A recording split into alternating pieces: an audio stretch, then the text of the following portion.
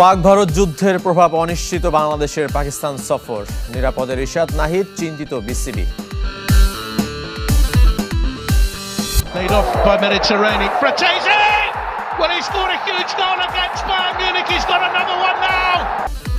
এবার 7 গোলের thriller, Barcelona আর ইয়ামালকে কাঁদিয়ে ফাইনালে ইন্টার, রাতে মুখোমুখি পিএসজি আর্সেনাল।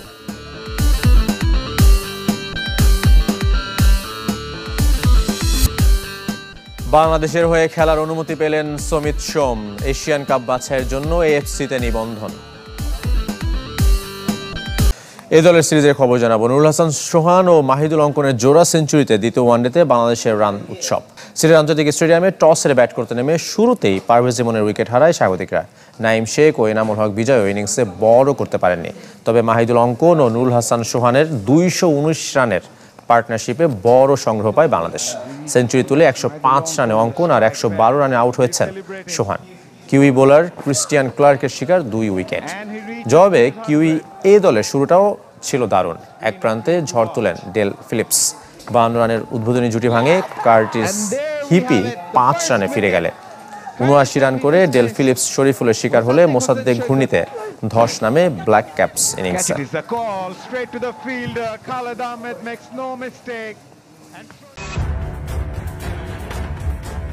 সোহান অঙ্কনের দুর্দান্ত ব্যাটিংয়ে জোড়া সেঞ্চুরি, নিউজিল্যান্ডের বিপক্ষে 344 রানের পাহাড় বাংলাদেশের।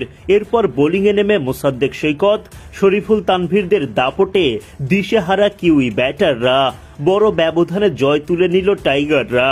টানা 2 জয়ে 1 ম্যাচ হাতে রেখেই নিউজিল্যান্ডের বিপক্ষে সিরিজ জয় সোহান বাহিনীর।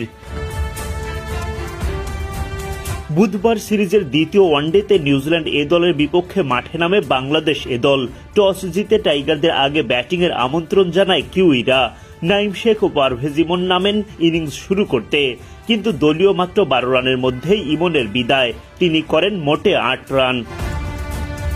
এরপর এনামুল হক বিজয় জুটি গড়ে তোলেন নাঈমের সাথে, কিন্তু দুর্ভাগ্যজনক রান আউটের শিকার হয়ে বিজয় বিদায় নেন 34 বলে 39 রানের দারুণ সম্ভাবনাময় ইনিংস খেলে।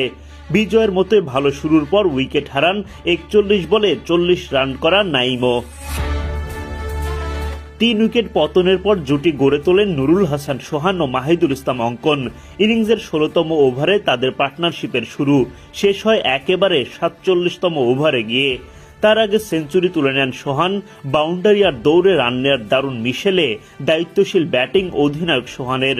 আউট হওয়ার আগে 101 বল খেলে সমান 7টি করে ছক্কা ও 4 হাঁকিয়ে করেন 112 রান। সোহানের পার্টনার মাহিদুল ইসলাম অঙ্কন দারুণ এক সেঞ্চুরির দেখা পান। 108 বল খেলে 7টি 4 ও 5টি ছক্কায় অঙ্কন করেন 105 রান।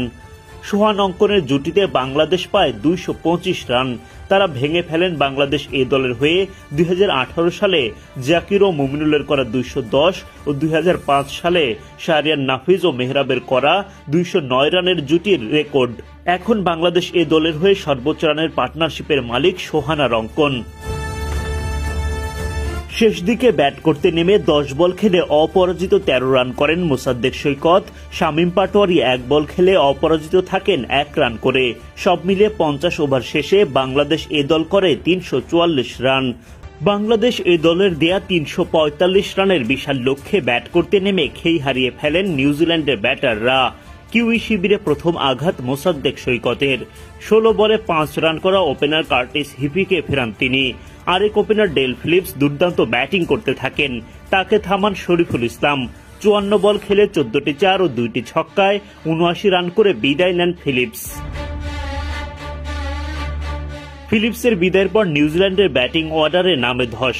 মোসাদ্দেক সৈকত ফের বোলিংয়ে এসে তুলে নেন ম্যাট বয়েল ও অধিনায়ক নিক কেলির উইকেট। শামীম পাটোয়ারি বিদায় ঘণ্টা বাজান জো কার্টারের। 116 রানের মধ্যে 5 উইকেট হারিয়ে ফেলে নিউজিল্যান্ড। উঠতে থাকে বাংলাদেশ। জশ ক্লার্কসনকে ফিরিয়ে 6ষ্ঠ উইকেট তোলেন তানভীর ইসলাম। জ্যাক ফোলসের উইকেট তুলে বাংলাদেশের জন্য জয়ের পথ আরো সহজ করেন শরীফুল। রেজাউর রহমান রাজার আঘাতে 8ম উইকেট হারিয়ে ফেলে নিউজিল্যান্ড। এরপর তারা লড়াই চালিয়ে গেলেও আর ম্যাচে ফিরতে পারেনি। বড় ব্যবধানে জয় তুলে নিয়ে সিরিজ নিশ্চিত করে ফেলে বাংলাদেশ।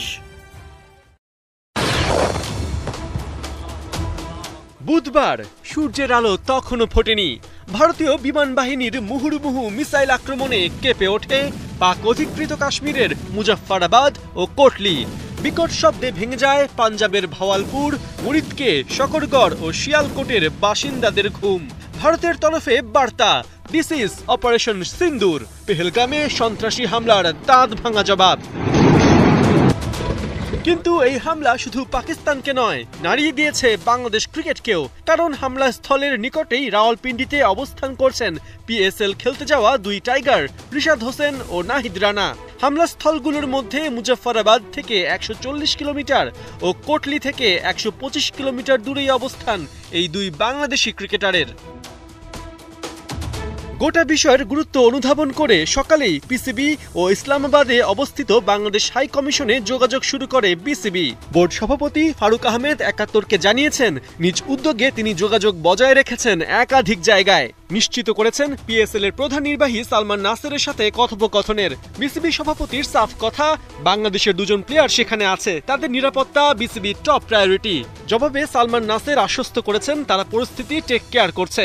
পাশাপাশি ইসলামাবাদে বাংলাদেশ হাই কমিশনে ডিফেন্স অ্যাটাশে যিনি আছেন তার সাথেও যোগাযোগ রাখছে বিসিবির সিইও। ফারুক আহমেদ নিশ্চিত করেছেন দুই বোর্ডের মধ্যে নিবিড় যোগাযোগ চলছে। রিশাদের সাথে কথা হয়েছে, তিনি ঠিক আছেন। নাহিদের সাথেও দ্রুতই কথা হবে। এদিকে ভারতের হামলার প্রেক্ষাপটে পিসিবি জানিয়েছে পিএসএল অব্যাহত থাকবে, তবে বিবৃতি যতটা সহজ পরিস্থিতি ততটা না। পিএসএল এ লিগ পর্বের খেলা আছে আরও 5টা, যার মধ্যে 4টাই কাশ্মীর লাগোয়া রাওয়ালপিন্ডিতে। পাক ভারতের পাল্টাপাল্টি হামলায় টিম হোটেলের নিরাপত্তা নিয়ে বিসিবির কনসার্ন পাকিস্তান ক্রিকেট বোর্ডকে জানানোর কথা স্বীকার করেছেন cricket operations chairman Nazmul Abedin Fahim. পিসিবির সাথে লাগাতার যোগাযোগের মাধ্যমে নিয়মিত আপডেট নেবার বিষয়টি নিশ্চিত করেছেন বিসিবির এই কর্তা। বোর্ডের তরফে জানতে চাওয়া হয়েছিল ওখানকার পরিস্থিতি এবং নাহিদ রানা ও রিশাদ হোসেন কেমন আছে। এমনকি ফ্র্যাঞ্চাইজির সাথেও কথা হয়েছে। নাজমুল আবেদিন ফাহিমকে নিশ্চিত করা হয়েছে এই মুহূর্তে ওরা সবচেয়ে ওয়েল প্রোটেক্টেড জায়গায় আছে। পিএসএল তো আছেই, 25 মে থেকে পাকিস্তানে শুরু হবে পাক বাংলাদেশ 5 ম্যাচের টি20 সিরিজ। সে লক্ষ্যে মিরপুরে পুরো দমে চলছে টাইগারদের অনুশীলনও। Cricket operations chairman Nazmul Abedin Fahim জানিয়েছেন, ন্যাশনাল টিমের প্ল্যানে এখনই কোনো পরিবর্তন নয়।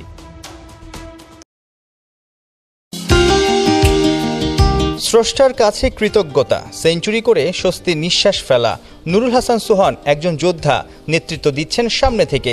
এ দলের কাপ্তানের ব্যাটে 112 রানের দুর্দান্ত ইনিংস।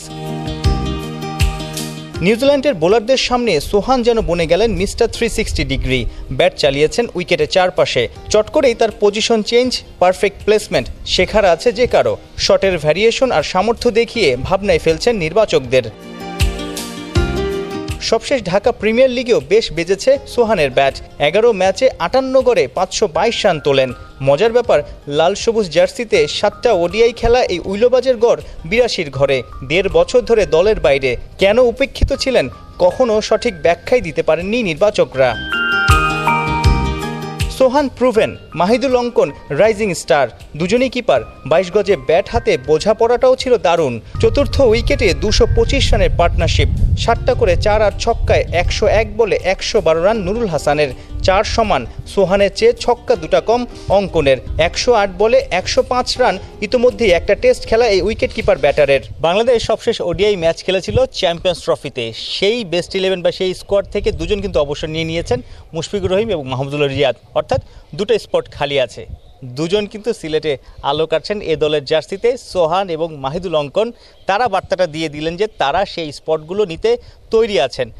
জাতীয় দলে সেই মিডল অর্ডারে এখন ব্যাটিং করছেন তাহিদ হৃদয়, একটু নিচের দিকে আছেন জাকের আলী অনেক। তাদেরকেও একটা বার্তা দেয়া যে পাইপলাইনে এই ক্রিকেটাররা রেডি আছে। শুধু ওই 2টা স্পট না, আগে পরে অর্থাৎ তাহিদ হৃদয় বা জাকের আলী অনেক যে কোনো জায়গায় আসলে স্পটগুলো নিতে তারা অর্থাৎ সোহান এবং অঙ্কন তৈরি। এতে করে যে ফায়দাটা হবে, অর্থাৎ এই দলের ক্রিকেটাররা রান করলে উইকেট পেলে যে ফায়দাটা হবে, যেটা আসলে এই সেকেন্ড ম্যাচের আগের দিনই কোচ মিজানুর রহমান বাবুল বলেছেন যে জাতীয় দলের ক্রিকেটাররাও একটা চাপ অনুভব করবে, অর্থাৎ তাদেরও ক্ষুধাটা বেড়ে যাবে। তারা প্রেশার নিয়ে অর্থাৎ ভালো করার একটা জেদ তৈরি হবে, যে ভালো না করলে দলের জন্য অবদান রাখতে না পারলে জায়গাটা টিকে থাকবে না। অর্থাৎ পাইপলাইনের ক্রিকেটাররা যদি রান করে তৈরি থাকে, তখন জাতীয় দলের ক্রিকেটাররাও তার জায়গাটা ধরে রাখার জন্য দলের হয়ে আরও বেশি পারফর্ম করতে মুখিয়ে থাকবে, যেটা আসলে দিন শেষে দলের জয়ে বাংলাদেশের পারফরমেন্সের উন্নতি হবে। সো এ দলের এই কার্যক্রম, ক্রিকেটারদের পারফরমেন্স, আখেরে লাভটা হবে টিম বাংলাদেশের। সাইফুল রূপক, ৭১।